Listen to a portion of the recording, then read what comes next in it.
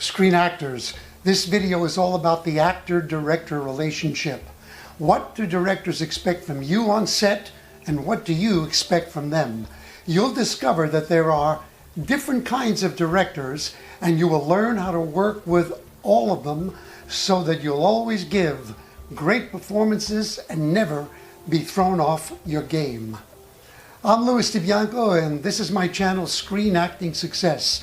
This is where you come every Friday for more tips, techniques, and secrets to help you become a compelling, working screen actor in demand. If this is your first time here, click subscribe and give the video a thumbs up. Make sure you stick around to the end, because I'm giving away free training that you are not going to want to miss. Before I begin, I will tell you that everything I'm teaching in this video came from direct experience. As I worked on different projects through the years, I found out that not all directors are equal. Some know how to support actors and others don't. So let's get into the three kinds of directors that you're going to meet as your career develops and you work more and more. First type is the traffic cop. This is the person who knows the basics about where to put the camera. And actors, to this human being, may as well be creatures from another planet. They don't know how to talk to you in actors' terms. At the worst end of this, there are some guys who come from, not only guys, but guys and women who come directly to dramatic storytelling from shooting music videos. So what they understand about the camera is all technical. They know about effects, they know about flash, but when it comes to telling a story in a way that an actor can fit into it and deliver a great performance, they're completely clued out. I'm going to give you an example. I'm not going to mention any names because the people I'm talking about are still alive. And I worked on a film. I had a lead role in this film. I actually did have a lot of fun. And I managed to give a good performance. But the director was young, and he had always only directed music videos. So when he started setting up his shots, he not only didn't know what to say to the actors, he would do things from shot to shot that all of the other pros on the set, like the director of photography and anyone who knew anything, the lighting people, they understood when this gets to the editing room, he's going to have a really hard time cutting this together so the story makes sense. Which in fact was the case. I think it took the film at least a year to come onto the screen because it was an editing nightmare. Now, there was a very famous celebrity in that movie, and this was her first feature film. I was standing on set with her one day, and she looks at me. She has a beautiful, thick New York accent, and she says, "Is this how you shoot a movie? I don't know what the fuck I'm doing." I said, "Don't worry about it. Neither does the director." Anyway, all turned out well. And for me, why I didn't get thrown off my game is because I know how to direct myself. I know how to listen to the words that a director tells me and then translate them into a language that makes acting sense. So that if I'm going to make a move, if I'm going to perform an action, if I'm going to speak to another actor in a certain way, my inner motivation for doing it is on target. It's correct. The second kind of director is the one who knows how to tell a story beautifully with the camera. This director understands dramatic storytelling, which is a big plus. So you can trust this kind of director's setups and the blocking that they give you. Blocking, of course, being the moves that you make in the scenes that you're in. This kind of director is definitely much better to work with than the first one. The challenge can be this. Although you can trust the moves that they'll tell you to make, they're not going to explain them to you in actor's terms. So if you're going to be making a move and you're uncertain, don't expect that you're going to take the director's time now and get him or her to dig into the reason that you should move like that. In fact, if you approach a director with that kind of question, they're not going to consider you a pro, and you probably will never work with them again. I should say at this point that most directors, the greatest ones even, hire actors because they know or have a sense of how that actor acts. So they expect you to show up with your performance ready to go.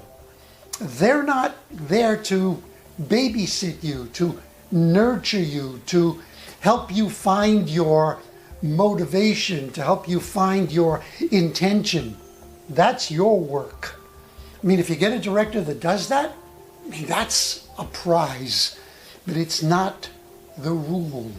Just understand that. Even a great director like Francis Ford Coppola expects his actors to bring the performance on the day. I'm emphasizing this because I speak to young actors, beginning actors who are so idealistic, and one of the reasons they get upset about their self-tapes too is they say, well, in a self-tape, I'm not getting direction. I expect a director to really help me find my performance. And they think that that's going to happen for them when they actually get a job. 99% of the time, it's not. So, to recap about the second kind of director, this person knows how to set up the camera. You can trust that the kinds of shots that they're going to do, and when they ask you to make a certain move, those moves are going to be great. They're really going to make you look good. How do you know you're working with a person like that? You generally can tell by how the other crew members relate to that person. Do they have a sense of respect for them? Not like in the first case I talked about where people were mumbling, yeah, we'll shoot this, but how are they ever going to cut it? And you'll also know because most of the time the moves they ask you to make are going to be, they're going to feel psychologically right. And I'll get into a bit of that in a moment about the psychology of movement. Then there's the third kind of director, very rare, an absolute gift. And I had the great opportunity in my career once to work with a person like that. That is the director who not only totally understands the camera, but really understands and loves actors and speaks an actor's language. When I worked on Moonstruck with Norman Jewison, who is a master. This man is still going strong, and he's 95 years old. May he live another 100 years. His work was so compelling that when I wasn't in a scene, I stayed on set to study what he was doing. It was an education I never would have gotten in any class. And I watched him with some of the lead actors. When they did a scene, it was good, but he knew it could be better.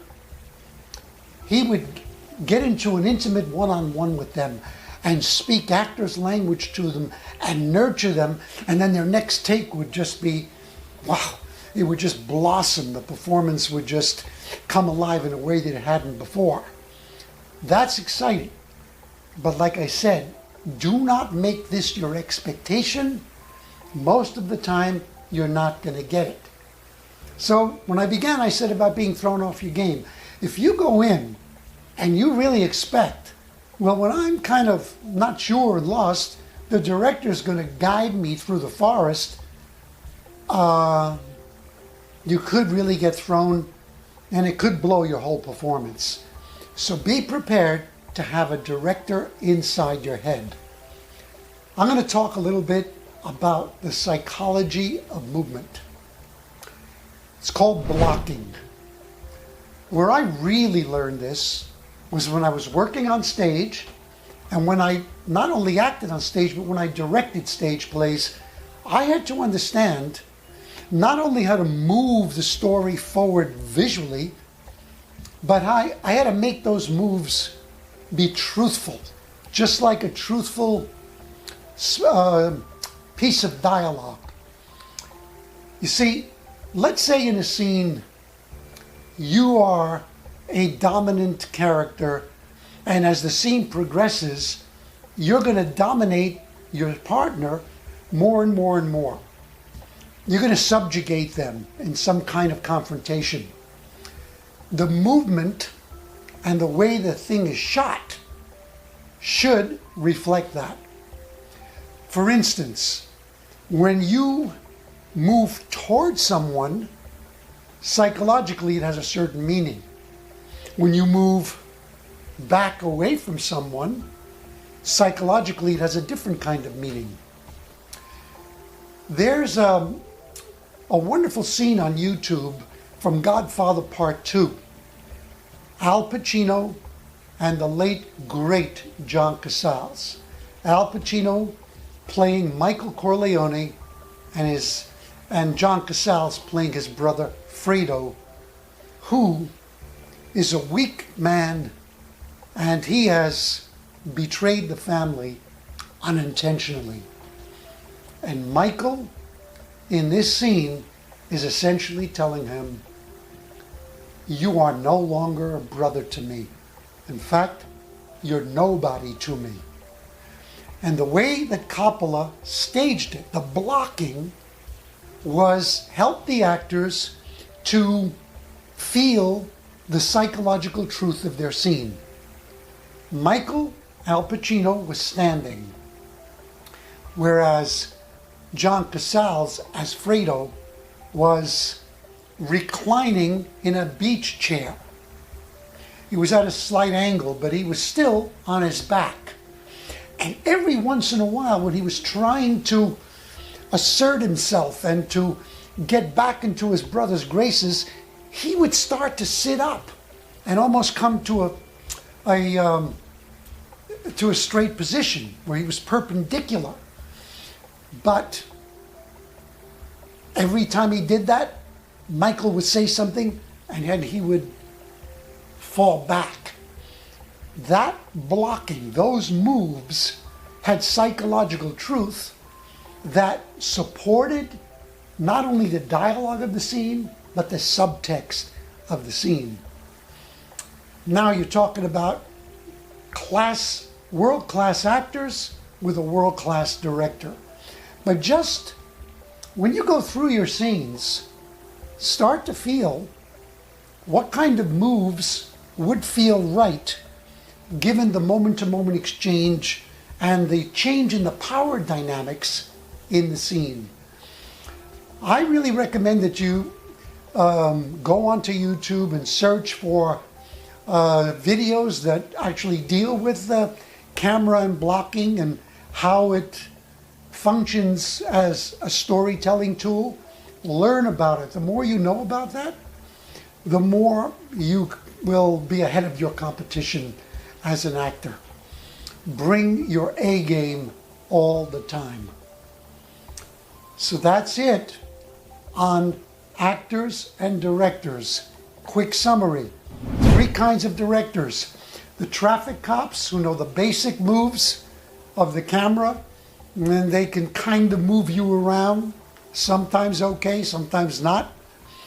the other people who totally understand the camera, and you can trust the shots and the blocking that they give you.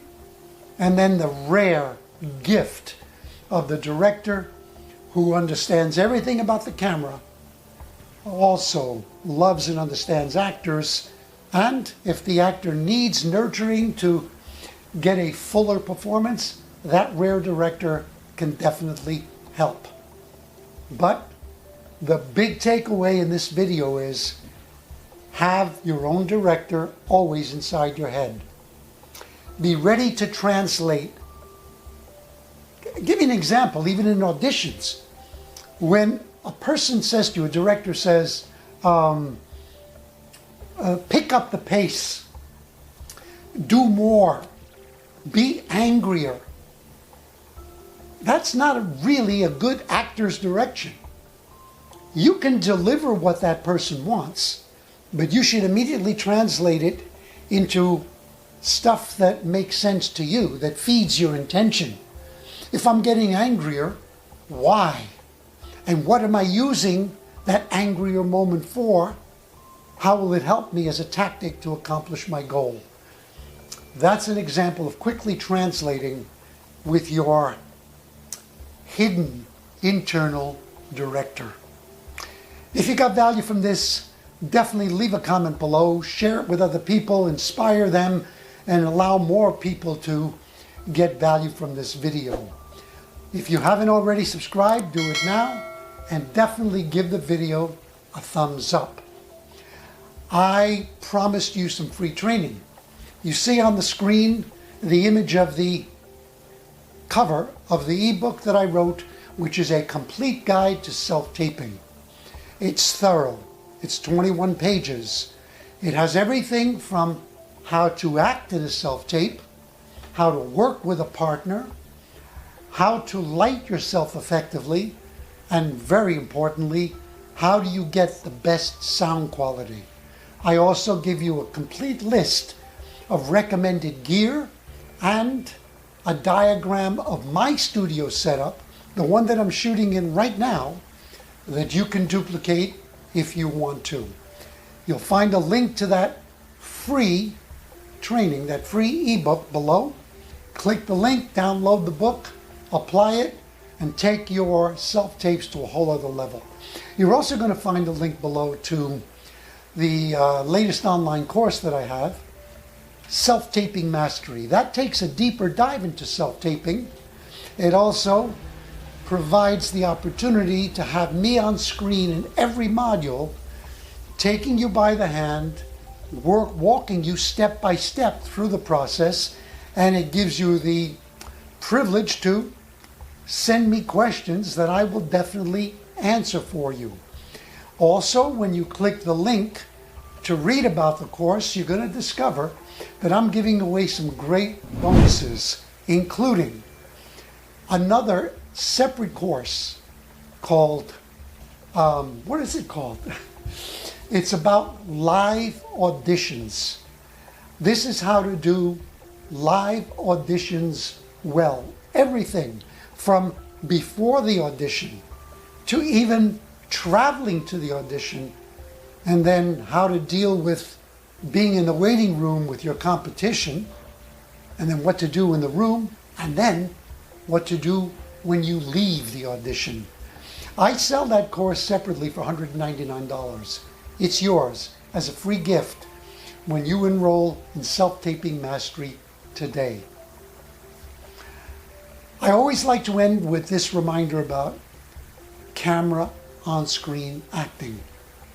The dialogue is important, but it's always secondary to the inner life, to what's beneath the words and in between the words, the subtext. So whenever you have a script in your hand, always feel it first, then say it. If you feel it and say it, chances are you'll mean it. Feel it, say it, mean it, you'll book it. Go out and create a stellar on-camera screen acting career for yourself. Let me know about it so I can celebrate with you and share you'll win with the world.